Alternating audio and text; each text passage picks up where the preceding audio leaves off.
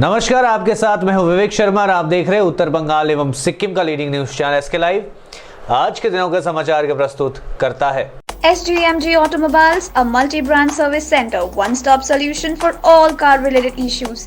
यहाँ latest technology के साथ सभी ब्रांड की गाड़ियों की सर्विसिंग होती है। टीना का घर बनाने का टोटल समाधान, बाजार भाव से हमारे यहाँ किफायती दाम। International Furniture, unbeatable price.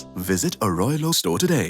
2021 में पश्चिम बंगाल विधानसभा चुनाव के मद्देनजर चुनाव आयोग के अधिकारी सिलीगुड़ी में कर रहे हैं प्रशासनिक बैठक। अगले साल होने वाले विधानसभा चुनाव को स्वतंत्र, निष्पक्ष और हिंसा मुक्त तरीके से कराने के लिए उपचुनाव आयुक्त 5 दिनों के बंगाल दौरे पर इसी कड़ी में आज हुई सिलीगुड़ी में प्रशासनिक बैठक संपन्न किया गया। इस बैठक में पुलिस प्रशासन के आला अधिकारियों के साथ जिले के विभिन्न प्रशासनिक अधिकारियों की उपस्थिति रही थी। टीएमसी छोड़कर भाजपा में शामिल होने वालों पर बरसी राज्यसभा सांसद शांता छेत्री। ऐसे लोगों का विभीषण की तरह इस्तेमाल करेगी भाजपा। पहाड़ पर अशांति फैलाने में जुटी भाजपा। पहाड़ की 11 जनजाति को ट्राइबल स्टेटस दिए जाने की मांग पर कोई सुनवाई नहीं। विधानसभा चुनाव से पूर्व जो लोग तृणमूल कांग्रेस छोड़कर भाजपा में जा रहे वे भाजपा से लगाव के कारण ऐसा नहीं कर रहे हैं, बल्कि अपने राजनीतिक हितों को आगे रखते हुए ये कदम उठा रहे हैं। दूसरी ओर भाजपा भी इन लोगों को विभीषण के तौर पर इस्तेमाल करेगी। यह कहना है तृणमूल कांग्रेस के राज्यसभा सांसद शांता छेत्री का।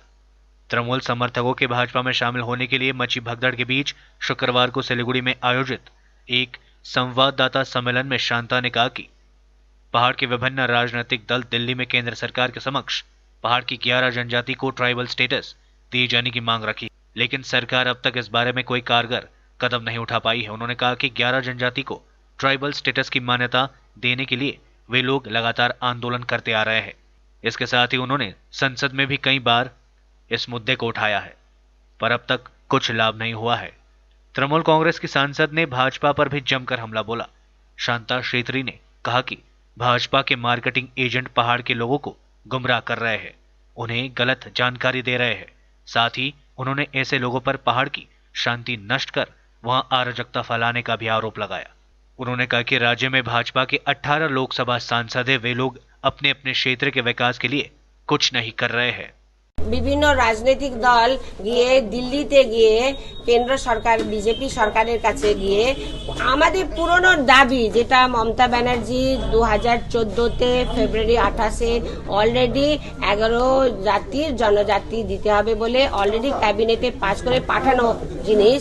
আর আমি যখন এমপি হলাম 2017তে আমি পার্লামেন্টে প্রথম এই ব্যাপার নিয়ে স্পেশাল মেনশন করেছিলাম। তারপরে আমি কোয়েশনও করেছিলাম, এই যে কোয়েশনও আমি দেখিয়েছিলাম এখানে আপনাদেরকে। তো এইটা নিয়ে পাহাড়ের মানুষের সঙ্গে খেলা করছে, পাহাড়ের মানুষকে বোকা বানাচ্ছে। এরা যারা যারা গেছে না, ওরা মার্কেটিং এজেন্ট, ওরা হচ্ছে মার্কেটিং এজেন্ট। ইলেকশনের টাইম এসছে, এতদিন তো বললো না, 2014 থেকে 2020 কালকের আগের দিন পর্যন্ত বললো না, হঠাৎ করে আবার যাচ্ছে। তো আমি কি বলবো, তারা তো মার্কেটিং এজেন্ট করতেই তো যাচ্ছে, এজেন্সি নিতে যাচ্ছে। তো মানুষ বিশ্বাস করবে না।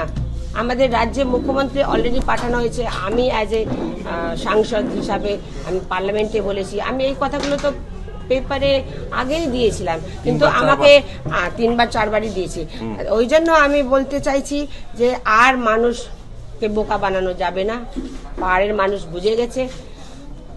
তিনটা এমপি আমাদের পাহাড় থেকে ভোট দিয়ে ওইখানে বিজেপির এমপি গেছে, কোনো কাজ করেনি। শুধু স্টেট গভর্নমেন্টে ডেমোক্রেসি নাই বলে, তো ডেমোক্রেসি নাই হলে তো তাহলে দার্জিলিং এর এমপি দিল্লি থেকে এসে এসে বাগডোগরাতে এসে বলছে ডেমোক্রেসি নাই, ডেমোক্রেসি নাই, মমতা ব্যানার্জি ডেমোক্রেসি। আরে তুমি তো আজকে বাগডোগরা এয়ারপোর্টে বলছো, তা ডেমোক্রেসি না থাকলে ও কি বলতে পারতো? विधानसभा चुनाव को लेकर चुनाव आयोग की गतिविधि हुई तेज। डिप्टी चुनाव आयुक्त सुदीप जैन मालदा पहुंचे। मालदा, मुर्शिदाबाद व दोनों दिनाजपुर जिले के प्रशासनिक अधिकारियों के साथ करेंगे बैठक। 2021 में होने वाले पश्चिम बंगाल विधानसभा चुनाव को लेकर राजनीतिक पार्टियों के साथ साथ चुनाव आयोग भी तैयारी शुरू कर दी है। इसी क्रम में शुक्रवार को डिप्टी चुनाव आयुक्त सुदीप जैन मालदा पहुंचे। वे यहां विधानसभा चुनाव के मद्देनजर प्रशासनिक अधिकारियों के साथ जिले की कानून व्यवस्था को लेकर अहम बैठक करेंगे। इस बीच संवाददाताओं से बातचीत में उन्होंने कहा कि अगले साल होने वाले विधानसभा चुनाव के मद्देनजर आज वे old Malda golden park hotel में मालदा मुर्शिदाबाद व दोनों दिनाजपुर जिले के प्रशासनिक अधिकारियों के साथ बैठक करेंगे। अलीपुरद्वार में क्रिसमस की तैयारियां शुरू, चाय बगानों में पारंपरिक नृत्य का चल रहा है रिहर्सल। ईसाई धर्मावलंबियों के महान पर्व क्रिसमस के अब कुछ ही दिन शेष बचे हैं।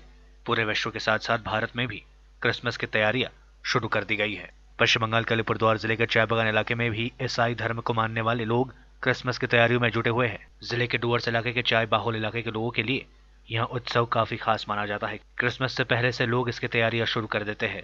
इन दिनों जिले के विभिन्न इलाकों में लोगों को क्रिसमस की तैयारियों में व्यस्त देखा जा रहा है। क्रिसमस की तैयारियों के साथ साथ यहाँ के लोग खास तरह के केरल खेल में व्यस्त रहते हैं। शुक्रवार को अलीपुरद्वार जिले के कालचीनी चाय बगान इलाके में कुछ इसी तरह का नजारा देखने को मिला, जहां लोग क्रिसमस की तैयारियों में झूमते गाते नजर आए।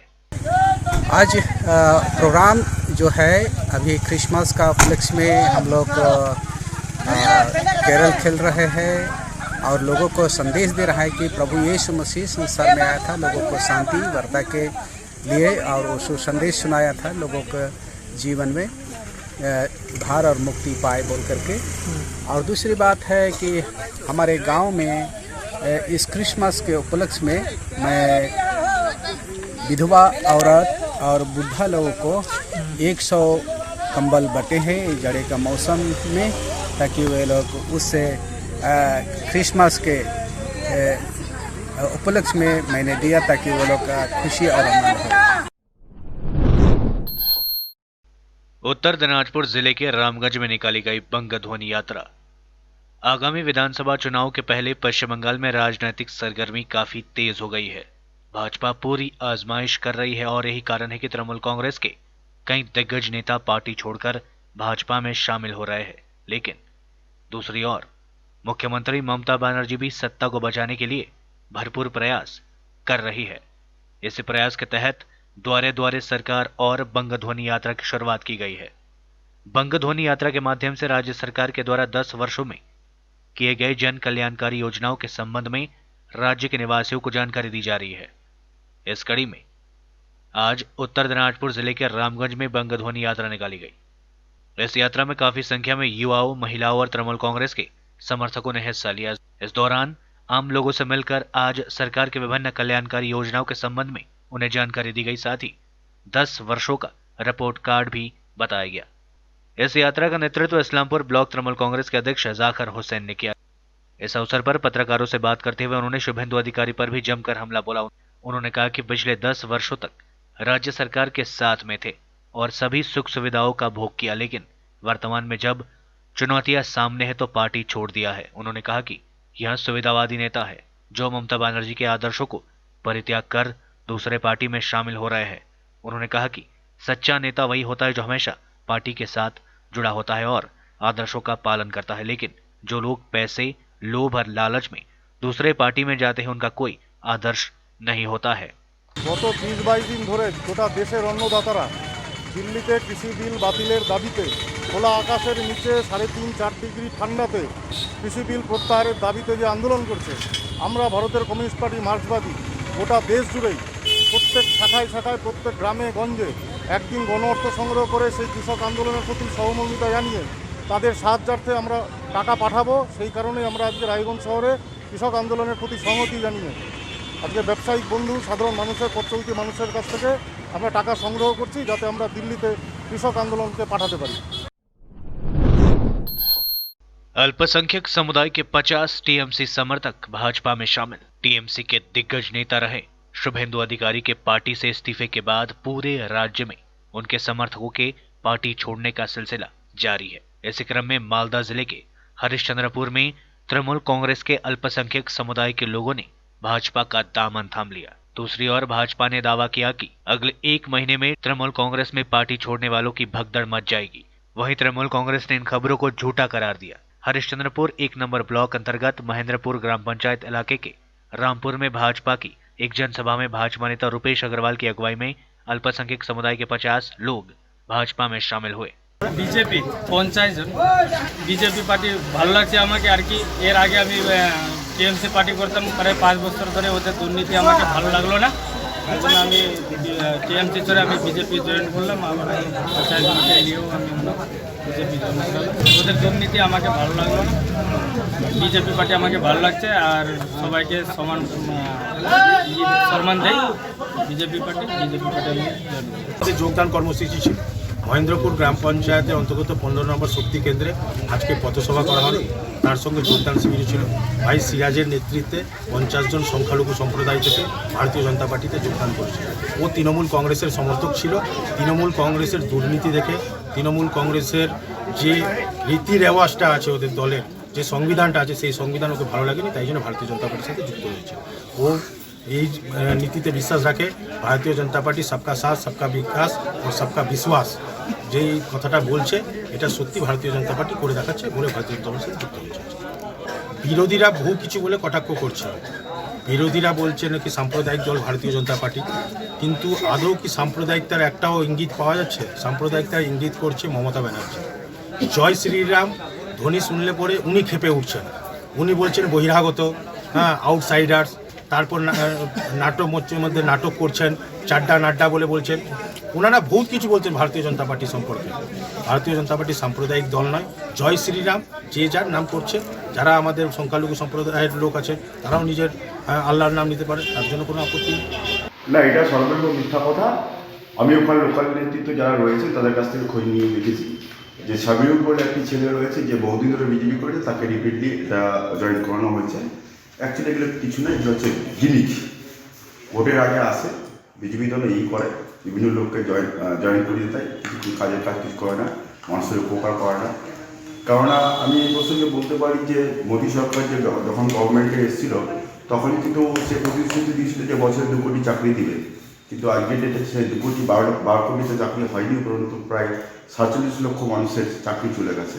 আপনারা দেখছেন প্রতিনিয়ত পেপার্স টিভিতে যে রেলওয়ে কর্মী ছাঁটাই হচ্ছে, রেল বিক্রি করে দিচ্ছে, পোস্ট অফিস বিক্রি করে দিচ্ছে, এবং কৃষি বিরোধী আন্দোলন যেখানে মানুষ শয়ে মানুষ, হাজার মানুষ রাতের অন্ধকারে ঠান্ডার মধ্যে জেগে রয়েছে, সেখানটায় নীতি বিরুদ্ধে একটা আইন তৈরি করছে যেখানে মানুষের ক্ষতি হবে, অর্থাৎ বড়লোকটা বড়লোক হবে, গরিবরা গরিব থেকে যাবে। এই একটা ভাতাবাজি সরকার, এটা বেশি দিন চলতে পারে না, এই সরকারের অবসান। लेते ही छोटा सा ब्रेक, फिर मिलेंगे ब्रेक के बाद। टीना का घर बनाने का टोटल समाधान बाजार भाव से हमारे यहाँ किफायती दाम। घर, दुकान, मकान, गोदाम बनाने के लिए टीना, प्रोफाइल सीट, रंगीन टीना, पाइप आदि सामान की नई दुकान टीना लगाने के लिए मिस्त्री भी हमारे यहाँ है उपलब्ध। महावीर स्टील, 3rd माइल वेगा मॉल के सामने, चौधरी कंपाउंड। Contact number 9709970981।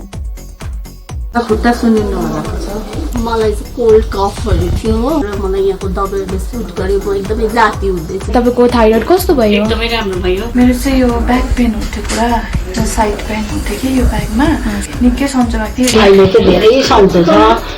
खुट्टा घुँडाहरू, खुट्टा दुख्ने, हातहरू दुख्ने त्यो अहिले धेरै कम्ती भयो। तपाईँलाई ब्याक पेनहरू सन्चो भयो अहिले?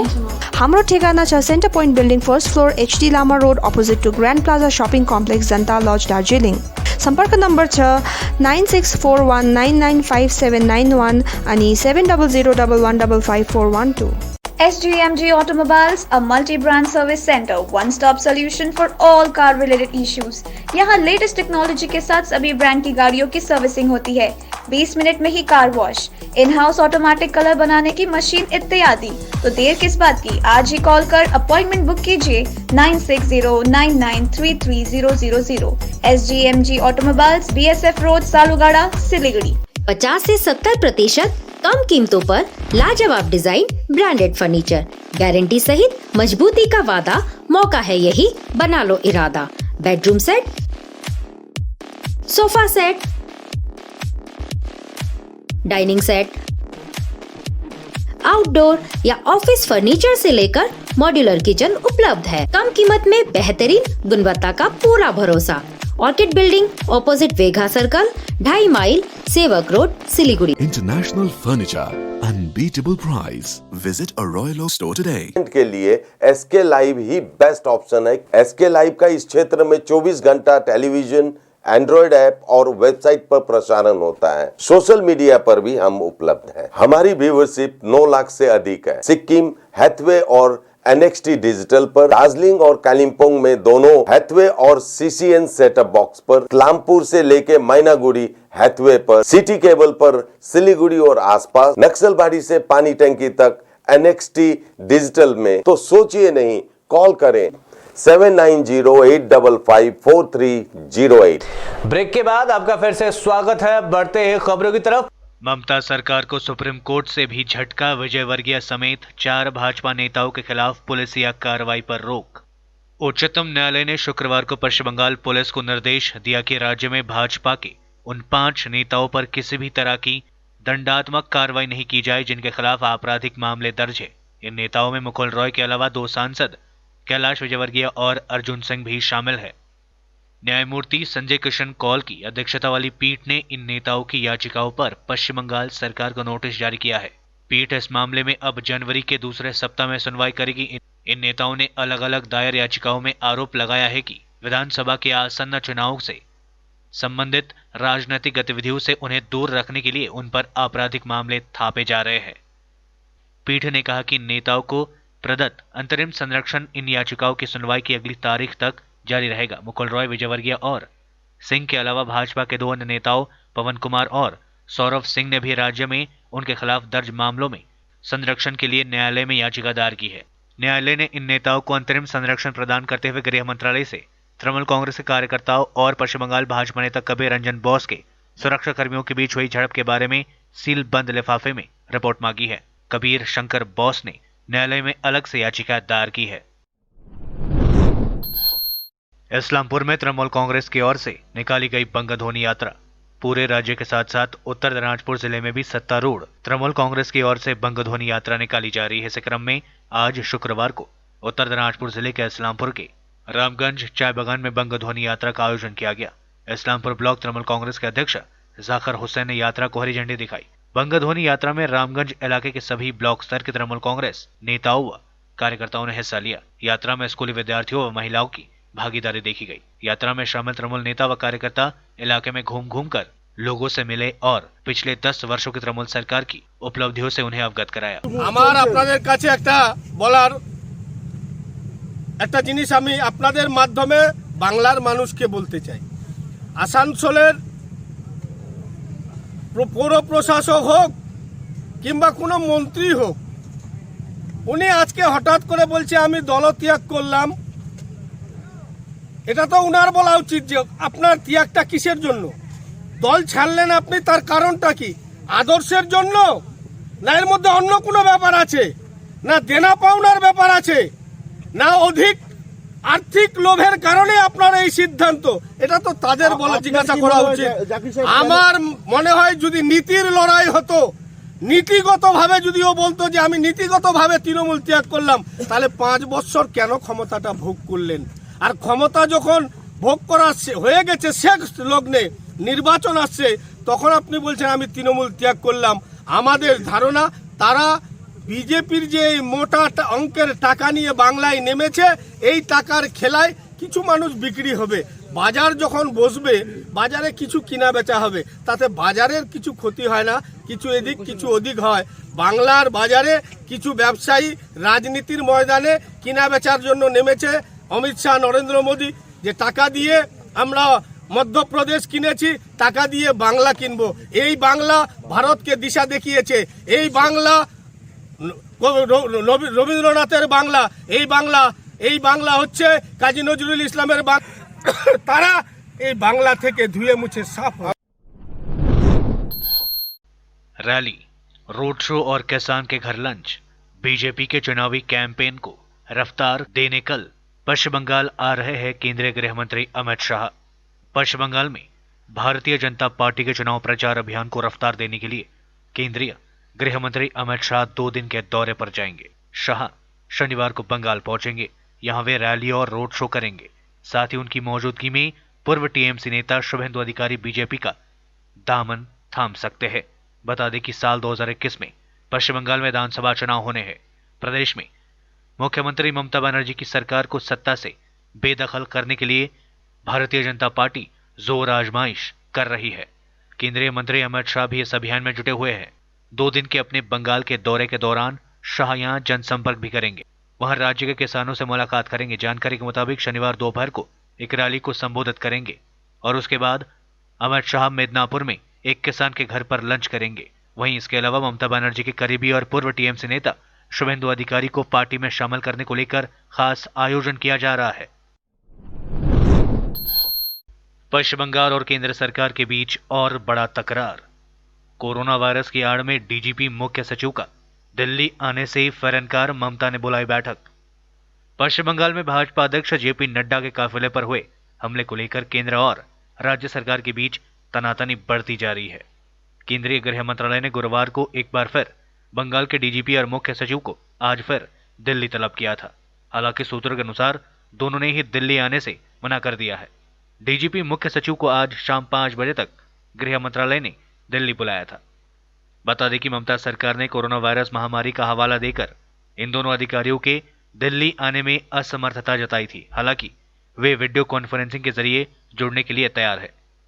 तृणमूल कांग्रेस के अध्यक्ष ममता बनर्जी ने शुक्रवार को पार्टी की एक आपातकालीन बैठक बुलाई है। कल शुभेंदु अधिकारी ने पार्टी के विधायक सहित सभी पदों से इस्तीफा दे दिया था। हालांकि पार्टी के शीर्ष सूत्रों का कहना है कि कोई आपातकालीन बैठक नहीं है। आज की बैठक नियमित बैठकों का हिस्सा है। हर शुक्रवार मुख्यमंत्री नेताओं से मिलते हैं और बैठकें होती है। पश्चिम बंगाल और केंद्र सरकार के बीच और बड़ा तकरार। कोरोना वायरस की आड़ में डीजीपी मुख्य सचिव का दिल्ली आने से फिर इनकार, ममता ने बुलाई बैठक। पश्चिम बंगाल में भाजपा अध्यक्ष जेपी नड्डा के काफिले पर हुए हमले को लेकर केंद्र और राज्य सरकार के बीच तनातनी बढ़ती जा रही है। केंद्रीय गृह मंत्रालय ने गुरुवार को एक बार फिर बंगाल के डीजीपी और मुख्य सचिव को आज फिर दिल्ली तलब किया था। हालांकि सूत्रों के अनुसार दोनों ने ही दिल्ली आने से मना कर दिया है। डीजीपी मुख्य सचिव को आज शाम 5 बजे तक गृह मंत्रालय ने दिल्ली बुलाया था।